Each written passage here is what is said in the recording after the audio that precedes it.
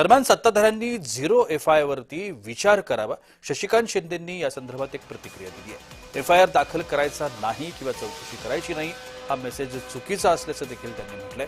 Zero FIR वरती गृहराज्यमंत्री योगेश कदमांनी देखील आपली प्रतिक्रिया दिली आहे। आज सुप्रीम कोर्ट की न्यायालयाच्या निर्णयाप्रमाणे एफआयआर हा दर्ज करून घ्यायचाच असतो। दुर्दैवाने तो घेतला गेला नाही। शेवटी इतर राज्यामध्ये तो तशा प्रकारचा एफआयआर दर्ज केला आणि तो आज या ठिकाणी दाखल पाठवला असेल महाराष्ट्राचा, तर महाराष्ट्राच्या पोलीस डिपार्टमेंटची आणि महाराष्ट्र सरकारची नामुष्की आहे। हे प्रकरण कुठेतरी दडपलं जात आहे, दाबलं जाते, अशा प्रकारची शंका इथे येते। माजी आमदार विनायक मेटे साहेबांचा त्यावेळेला मृत्यू झाला होता, त्यावेळेला देखील एडीआरच फाईल झाला होता। 4 महिन्यानंतर एफआयआर झाली होती।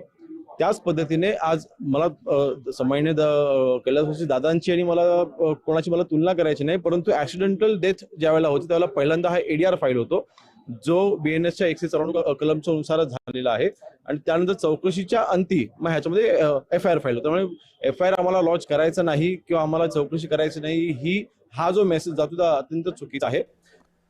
दरम्यान हा झिरो एफआयआर म्हणजे नक्की काय आहे ते आपण जाणून घेऊया। गुन्हा कुठेही घडलेला असो, कोणत्याही पोलीस ठाण्यामध्ये एफआयआर दाखल करता येतो। गुन्ह्याची शून्य अशी नोंद होऊन तातडीनं तपास सुरू करता येतो।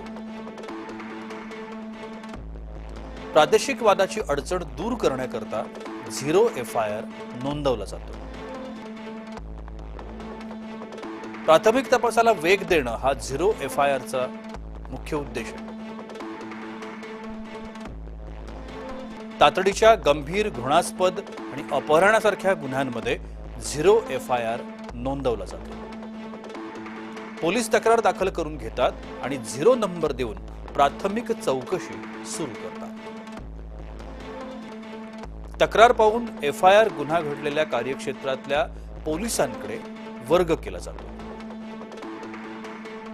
दिल्लीतील निर्भया प्रकरणानंतर न्यायमूर्ती वर्मा समितीनं एक झिरो एफआयआर ची शिफारस केलेली होती। झिरो एफआयआर दाखल करणं पोलिसांना बंधनकारक आहे, हेही लक्षात घेतलं पाहिजे। झिरो एफआयआरला नकार दिल्यास पोलिसांवर शिस्तभंगाची कारवाई देखील होऊ शकते, हे देखील महत्त्वाचं आहे। देवेंद्र फडणवीस हे वारंवार सांगत होते ते माझे जीवाभावाचे मित्र होते वगैरे। जीवाभावाचा मित्र असता तर एफआयआर दाखल केला असता पवार कुटुंबियांचा। पवार कुटुंबियांचा एफआयआर दाखल करायला काहीच हरकत नव्हती, नाही तसं नाही झालं।